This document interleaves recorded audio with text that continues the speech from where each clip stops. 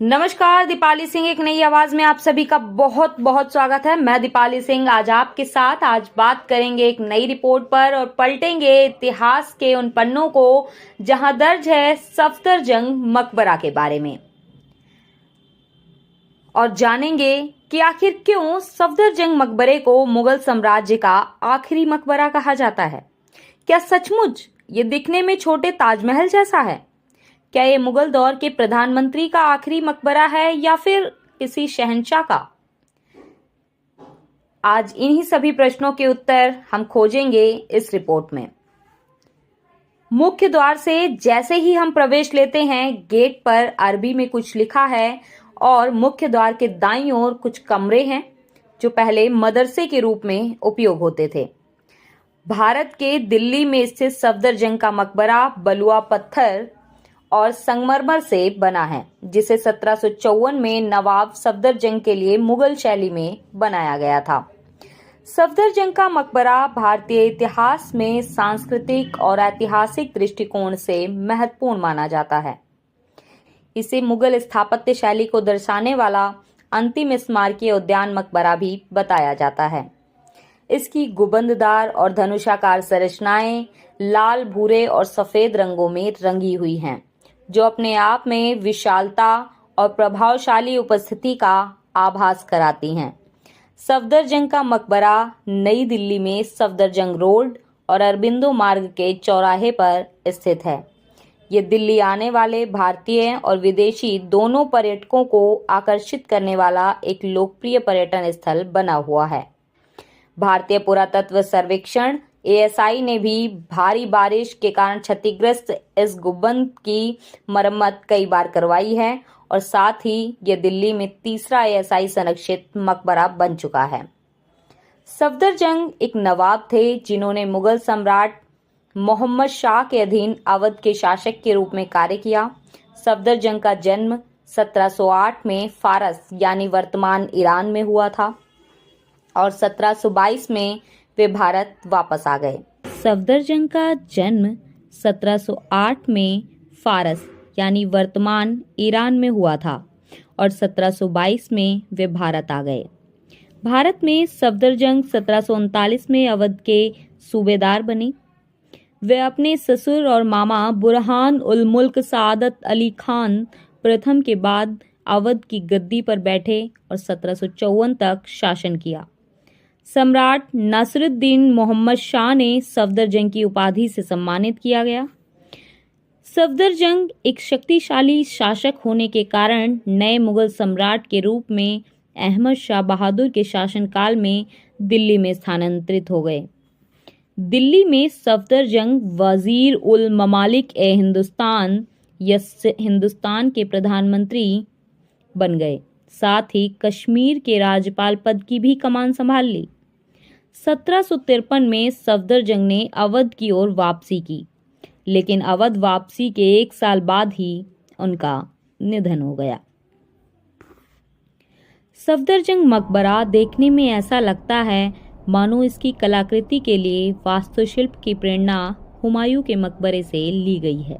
यह मुगल स्थापत्य शैली को दर्शाने वाला अंतिम स्मारकीय उद्यान मकबरा है।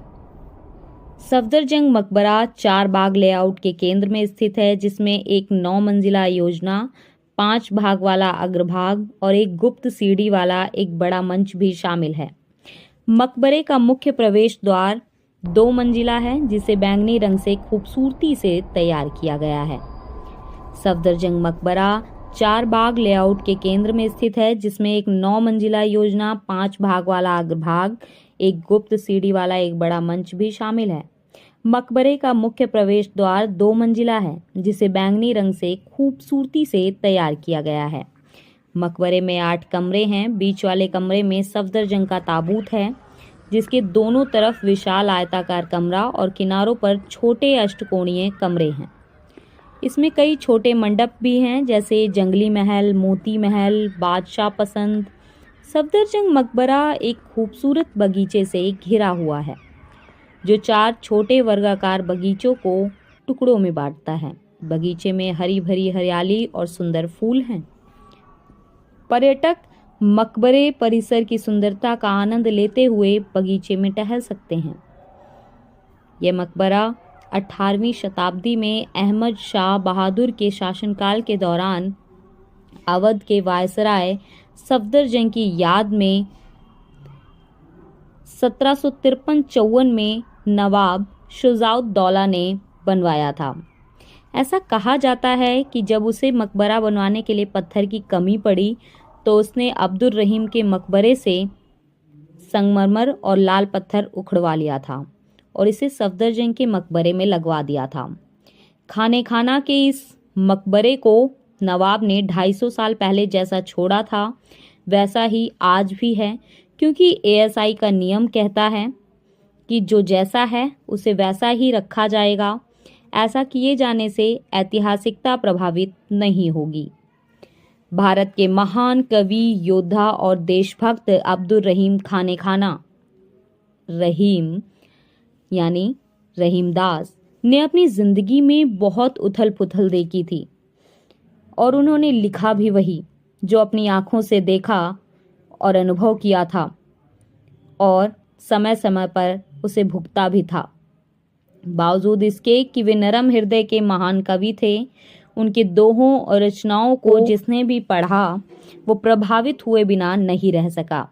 वे ऐसे कवि थे जिन्होंने अपनी रचनाओं से समाज को एक सूत्र में बांधने का प्रयास किया। आज भी उनका नाम आते ही मन मस्तिष्क में उनके दोहे कौंधने लगते हैं। जो रहीम उत्तम प्रकृति का करी सकत कुसंग, चंदन विष व्यापे नहीं लिपटे रहत भुजंग। रहीमदास जी कहते हैं जो अच्छे स्वभाव के मनुष्य होते हैं उनको बुरी संगति भी नहीं बिगाड़ पाती। जिस प्रकार जहरीले सांप सुगंधित चंदन के वृक्ष से लिपटे रहने पर भी उस पर कोई जहरीला प्रभाव नहीं डाल पाते, इसी तरीके से मनुष्य को भी रहना चाहिए, जिनका आज भी हमारी दैनिक दिनचर्या में बहुत महत्व है। ऐसे अन्य भी कई दोहे हैं, जैसे रूठे सुजन मनाइए जो रूठे 100 बार, रहीमन फिर पोइए टूटे मुक्ताहार।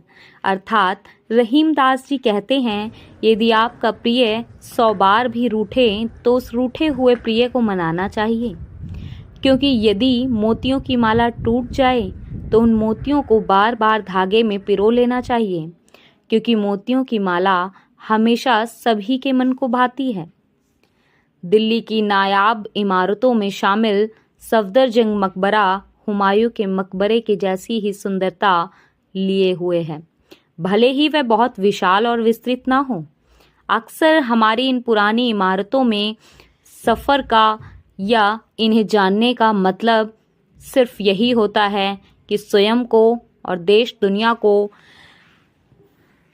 दिल्ली की अनछुई अनदेखी खूबसूरत जगहों से रूबरू कराना।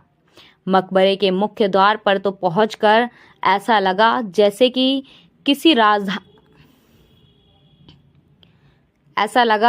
हम किसी राजस्थानी महल के सामने पहुंच गए हैं।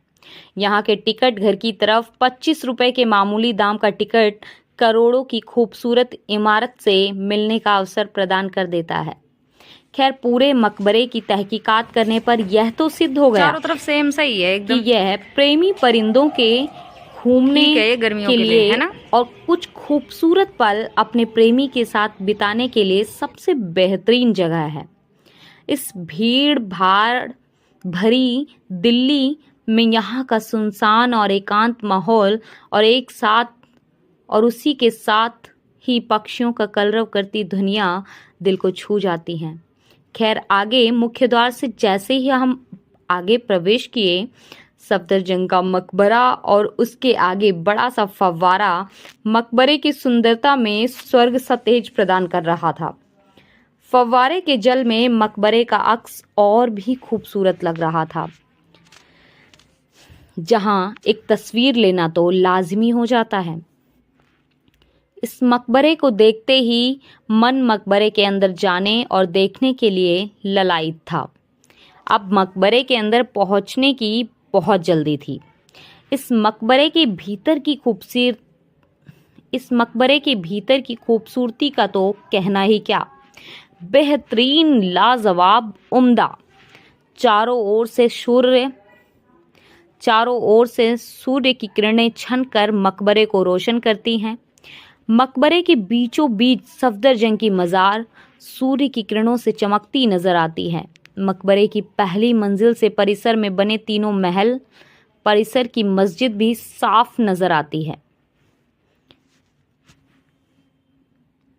यहाँ की एक खास बात यह है कि ये भले ही मकबरा ताज या हुमायूं के मकबरे की तरह भव्य और आलीशान ना हो, लेकिन इसकी सादगी और बनावट मन को खूब लुभाती है। वाकई इतना खूबसूरत दृश्य देखना किसी अजूबे से कम नहीं। अक्सर नाम को लेकर ये भ्रम हो जाता है कि सफदरजंग कोई बादशाह था, क्योंकि देश भर में अधिकतर मकबरे या तो राजा या किसी बादशाह के ही बने हुए हैं। लेकिन सफदरजंग के संदर्भ में ऐसा बिल्कुल भी नहीं है। दरअसल वह मुगल बादशाह मोहम्मद शाह का प्रधानमंत्री था। अब बात करूं मैं अपने अनुभव की, तो मेरा यहाँ का अनुभव शानदार, मन को शांति और सुकून देने वाला रहा। यहाँ घूमना सर्दियों के दिनों में सबसे बेहतरीन है। मैं तो यही कहूँगी कि अगर दिल्ली की भीड़ भाड़ से परेशान हो चुके हैं तो कुछ क्षण यहाँ शांति के साथ घूमिए। जी हाँ, वीडियो के अंत में ये छोटी सी मगर सबसे महत्वपूर्ण बात बताना चाहूँगी कि ये मेट्रो स्टेशन से बिल्कुल पास है, तो आप आसानी से यहाँ आ सकते हैं और पार्किंग के लिए जगह बिल्कुल मुफ्त है। सचमुच में ही ये काफ़ी खूबसूरत मकबरा है। ऐसा ये पहला मकबरा है जो किसी शाही बादशाह या राजा का नहीं, बल्कि किसी बादशाह के प्रधानमंत्री का है। तो ये बहुत बड़ा और आलीशान नहीं, लेकिन इसकी बनावट और इसकी सादगी मन को लुभाने वाली है। यहाँ भी मुगलकालीन प्रसिद्ध चारबाग शैली का प्रयोग किया गया है। वीडियो के अंत में मकबरे की खूबसूरती को जुनैद हाजी लारी की ये दो पंक्तियाँ बयां कर देती हैं। वो सादगी में भी है अजब दिलकशी लिए, वो सादगी में भी है अजब दिलकशी लिए, इस वास्ते हम उसकी तमन्ना में जी लिए। वो सादगी में है, वो सादगी में भी है अजब दिलकशी लिए, इस वास्ते हम उसकी तमन्ना में जी लिए। वो सादगी में भी है अजब दिलकशी लिए, वो सादगी में भी हैं अजब दिलकशी लिए, वो सादगी में भी हैं अजब दिलकशी लिए, वो सादगी में भी हैं अजब दिलकशी लिए, इस वास्ते हम उसकी तमन्ना में जी लिए, इस वास्ते हम उसकी तमन्ना में जी लिए। मिलते हैं अगले वीडियो में।